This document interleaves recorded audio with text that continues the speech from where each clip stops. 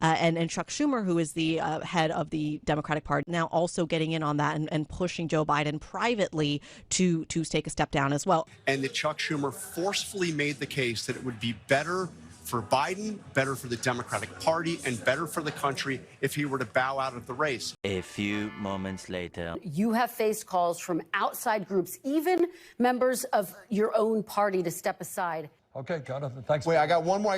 This is important. Well, I asked you. Okay. You want to do nonsense, do nonsense. And we are back, y'all. Thank you for watching today. Go ahead and hit that like button, people. It helps us out a ton. And of course, it just costs you a flick of the finger, like the minimal amount of effort possible. Now, y'all, what this video is about today is about Chuck Schumer, how he kind of stabbed Joe Biden in the back. You saw that from the coming up. He really just took the knife out and stabbed him all the way in the back. And now the same thing is happening to him. But as you can see, Bernie snapped when they tried to get him to stab Chuck Schumer in the back. So we're going to develop this throughout this entire video. There are a bunch of different clips, y'all. Chuck Schumer has been, he's had a really tough go of it ever since he voted for the continuing resolution. And the first clip we're going to look at is him on The View. Now, Sonny Holston, she really went in on him, y'all. I mean, she called him out to his face, and it was a little bit cringe. It was kind of hard to watch. So this kind of encapsulates what Sonny says here, kind of encapsulates, I think, what a lot of Democrats are feeling, which is, Chuck, you betrayed us. You got to go, but it's time for you to go. Let's take a look. Republican dream, not the Republican dream, the MAGA right-wing Republican dream of death. If only looks could kill. Check out this look. Sonny is not feeling it, y'all. They want to destroy government, give all the money to the wealthy, and get rid of any regulations that they might have. And it gives me no pleasure to say this to you because we are friends, but I think you caved. I think you and 9 other Democrats caved. I don't think you showed the fight that this party needs right now because you're playing with by a rule book where the other party has thrown that rule book away. True. And so in my view, what you did really was in supporting that GOP partisan bill that Democrats had no input in, you cleared the way for Donald Trump and Elon Musk to gut Social Security, to gut Medicare, to gut Medicaid. Yes, you want people to be able to exercise their First Amendment rights to protest and to get into the streets, get out there and say, this is what we want. But we know that this administration is not playing by the rules.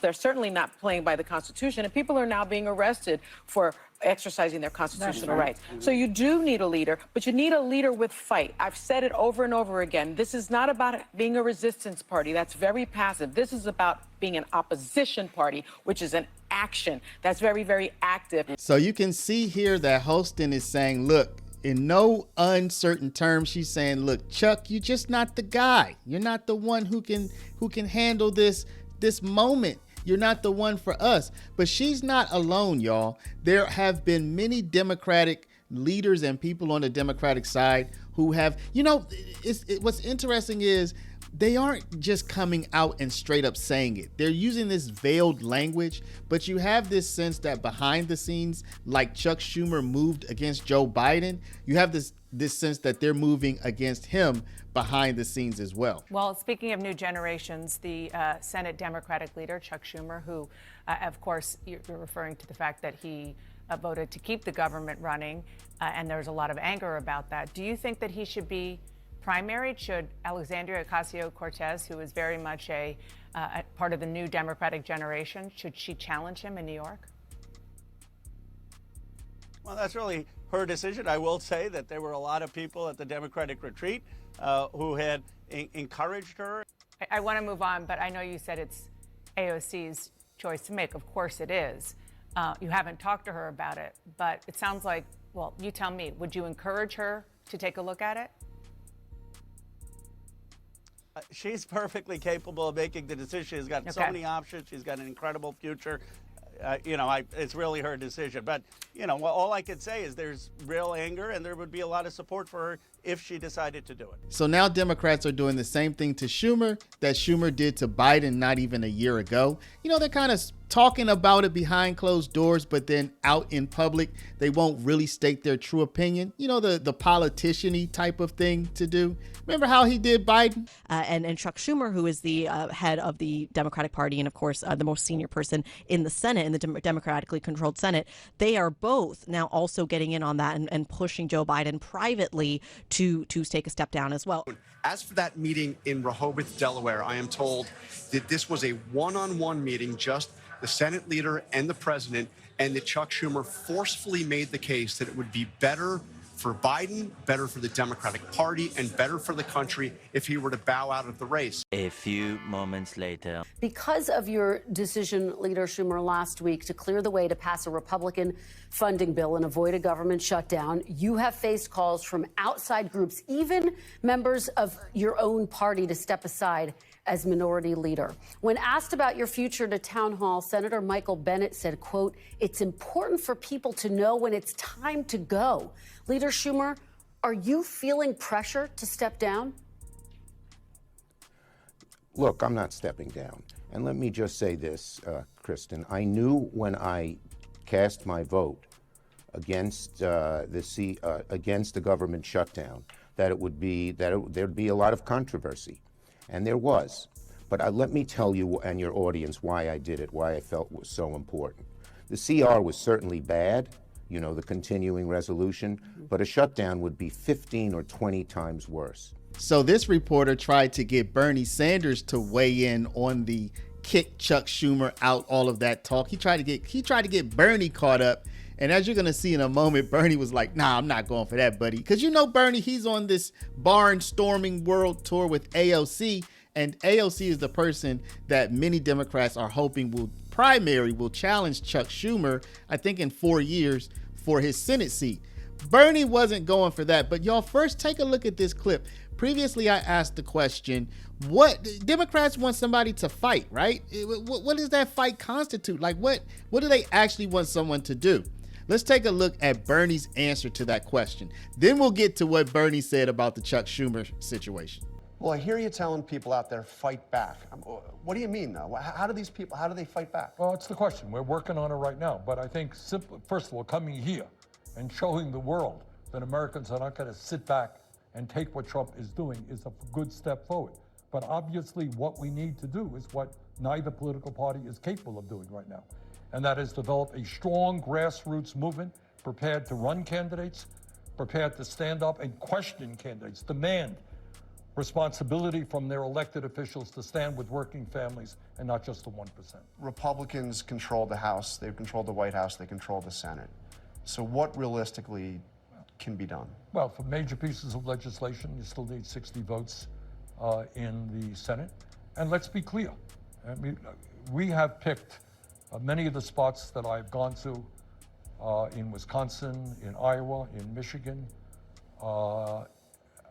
We chose them carefully. Yeah. And those are because they have Republican congressmen who won by small margins.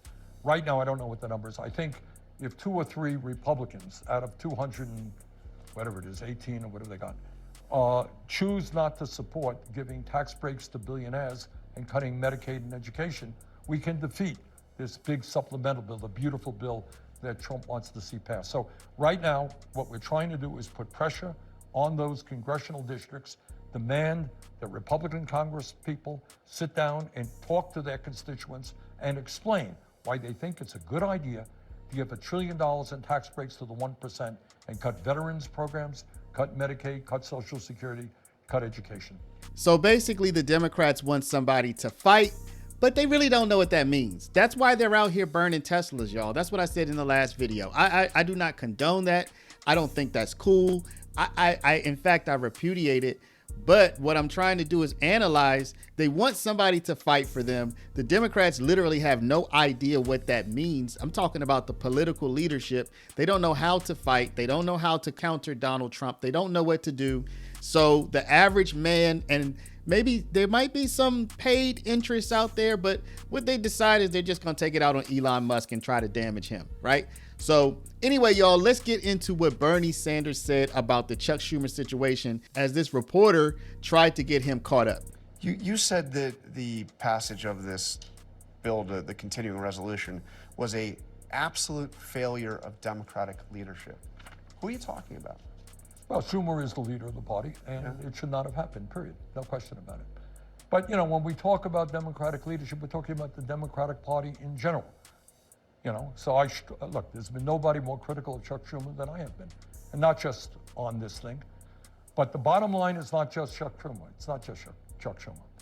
It is you got a Democratic Party in general that is dominated by billionaires, just as the Republican Party is, that is operates under the leadership of a bunch of inside the Beltway consultants, very well paid, who are way out of touch with the 32,000 people who are here today. Ocasio-Cortez's criticism of Schumer has been harsher, fueling speculation she'll challenge him in the Democratic primary when he is up for re-election in 3 years. For his part, Sanders doesn't want to talk about whether or not Schumer should remain the Democratic leader in the Senate. And he got irritated when I asked him about the possibility of AOC running, abruptly getting up to end the interview. Okay, you're out there with AOC today. Do you see her as a future of the progressive? We have one of the untold stories of what's going on in current American politics, is that in the House of Representatives, you have dozens and dozens of strong, smart, disciplined, hardworking young people in the Progressive Caucus. And you know, way back when I first came to the Congress, the House, I helped form the Progressive Caucus. We had 5 people at that time. Now they got close to 100. So you got a whole lot of good people. Alexandra is extraordinary. I am so impressed by her work in Congress and she inspires young people all over the country. Would you like to see her join in the Senate? Right now we have, as I said, just a whole lot of people in the Congress. Okay, Jonathan, thanks. Wait, I got one more. This is important. No, I asked you. Okay. You know, you want to do nonsense, do nonsense. No. I don't want to talk about inside the Beltway stuff. I got 32,000 people. I was just asking you about AOC because she was out there with you. No, fine, but I don't want to talk about this. What was the last question? I was just going to ask you one more question about you. I mean, that's all. I was literally your last. What is your question? Well, I mean, it's easier. I mean, I want to ask you about your future. This is the biggest crowd. You said you ran for president twice. This is the biggest crowd you've ever seen. Are we going to see you run again, or what's your future? No, right now, I am very proud that the people of the state of Vermont sent me back to the Senate with 63% of the vote. Right now, I'm Vermont senator. That's what I do, and I'm very happy to do it. I am 83 years of age, and I'm tired.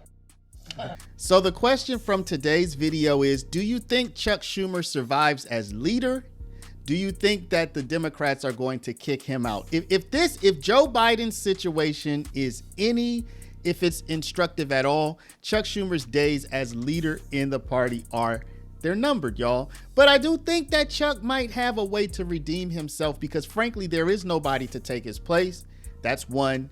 And two, they still need somebody to lead everything, all this so-called fighting that they're trying to get together. So I think Chuck Schumer is going to last for a little longer and maybe he can redeem himself. But I want to hear what you have to say, y'all. Let me know in the comments down below. But before you go any further, stop, please. Hit the share button so you can share this video out. Put somebody's email, text message, Facebook, Instagram, Snapchat, WhatsApp, put them all in. Also, y'all, if you're not a subscriber, please do subscribe. I want to thank y'all for watching. Y'all have been showing the channel tons of love, and I appreciate it. Love y'all, and we'll see you back in the next one.